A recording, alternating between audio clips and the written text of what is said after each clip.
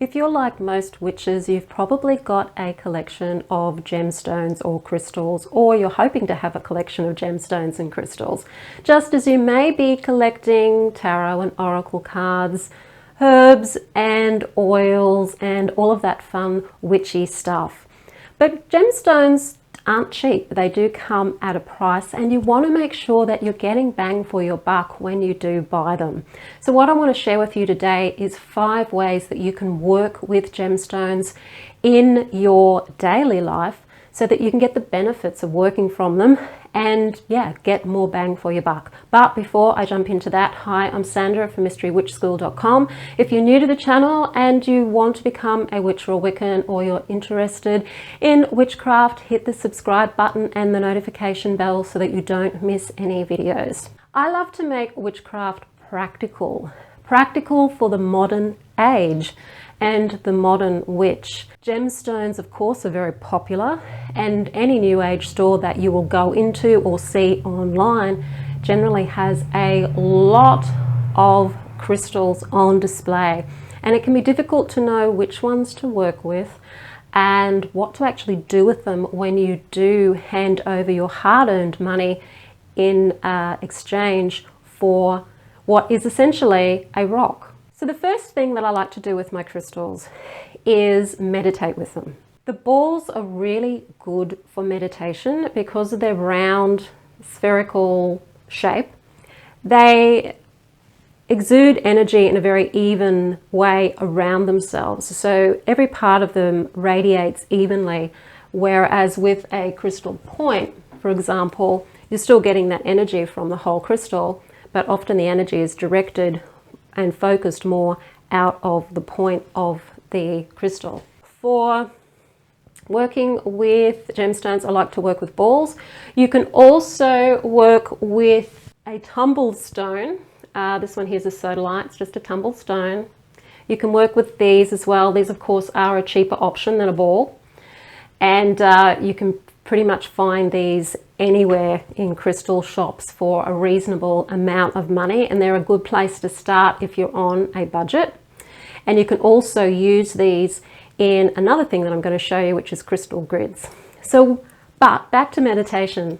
When I'm working with a crystal for meditation, I love to hold it in my hands.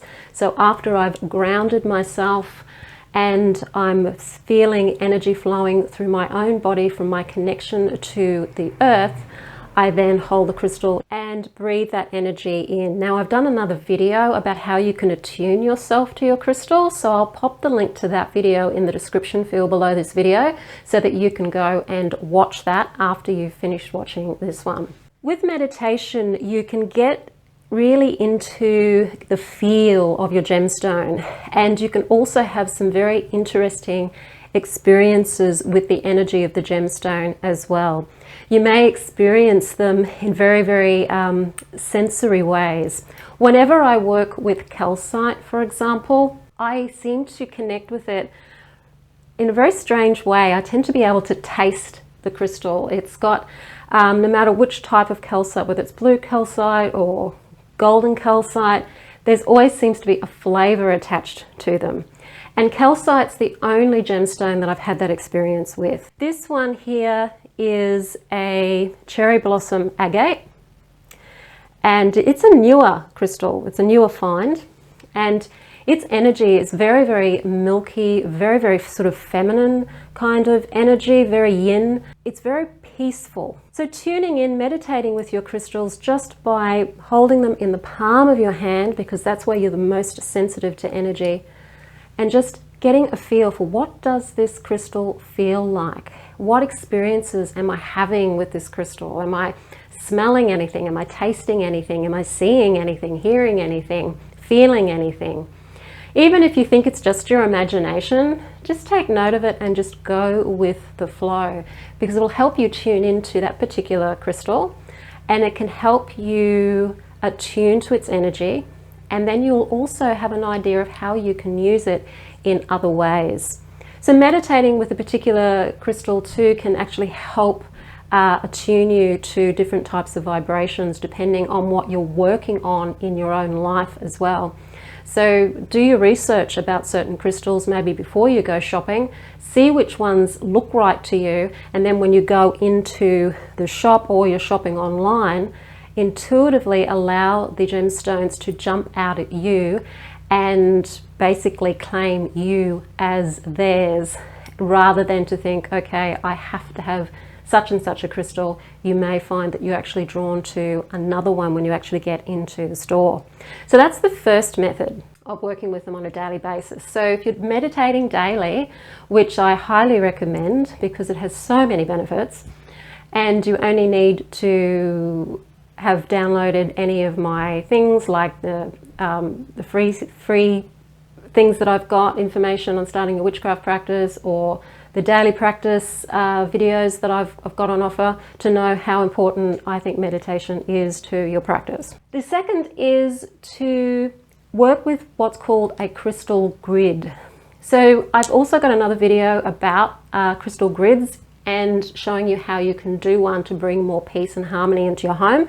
So I'll pop the link to that in the description field below the video so you can have a look at that to see what crystal grids actually can look like and how simple they can be. A grid is really just setting up crystal energy. It's a bit like a mandala, a spell mandala that you'll set up in a room that you're wanting to bring energy, or if you're doing spell work with your gemstones, you can use crystal grids for spell work with your gemstones as well. They're like little mandalas or little crystal installations depending on how big you want to get with it.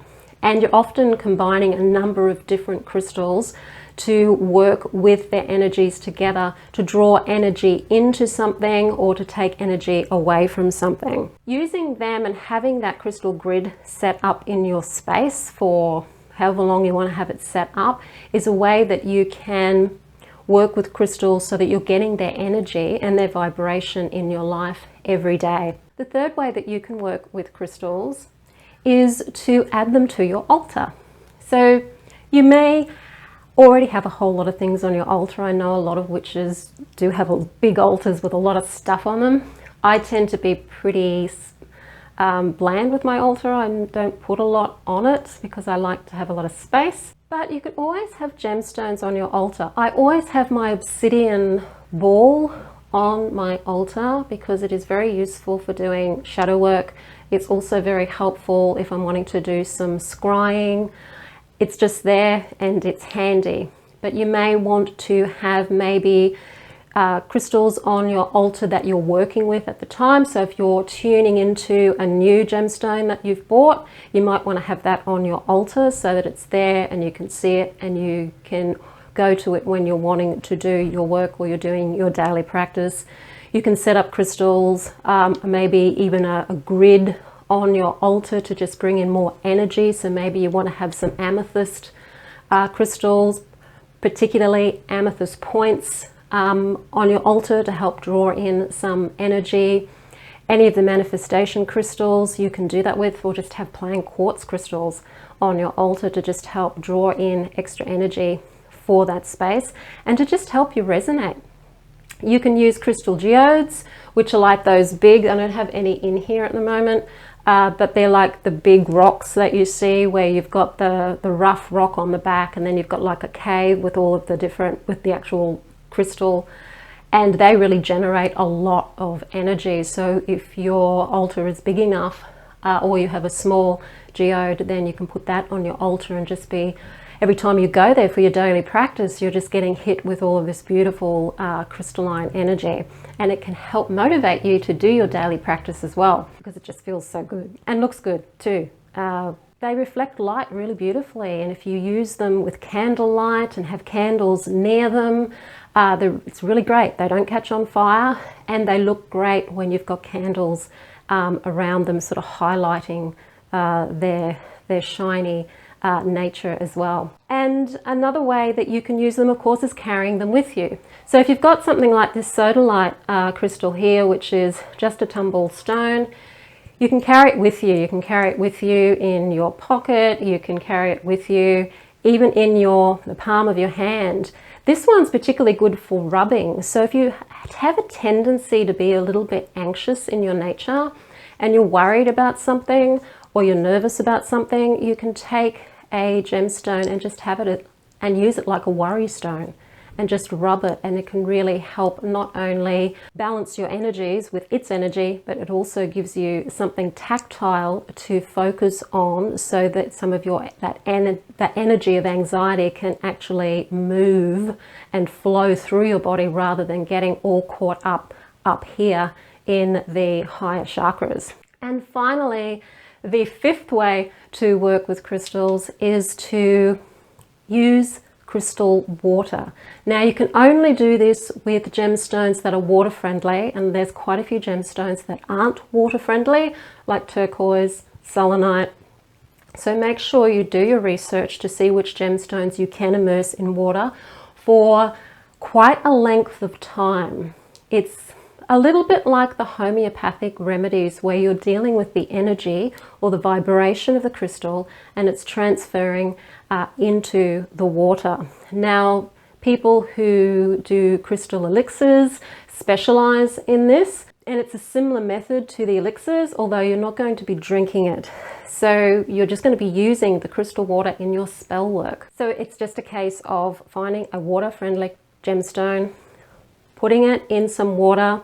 You can leave it out in the sun all day, but again, you need to make sure that your crystals are also sun friendly, which most of them aren't because they can fade in the sunlight. So you may want to put them under the moonlight instead. So leave it in there for about 7 hours, and then you can use that water in your spell work the same way that you might use your oils, for example.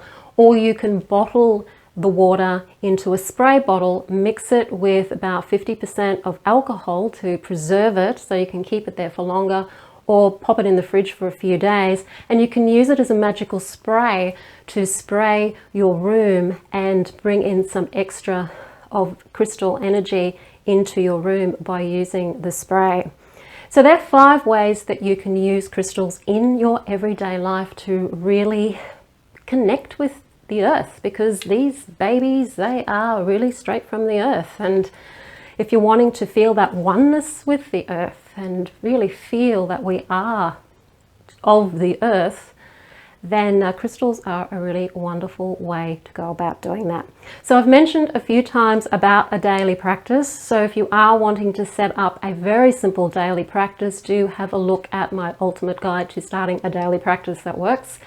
It will guide you through a 5-day process of setting up your own daily practice. And once you're used to doing that, you can incorporate your crystals into that practice as well. The link to that will also be in the description field below this video. If you liked the video, hit the like button, share it with your friends. Don't forget to subscribe. I'm Sandra from mysterywitchschool.com. Blessed be.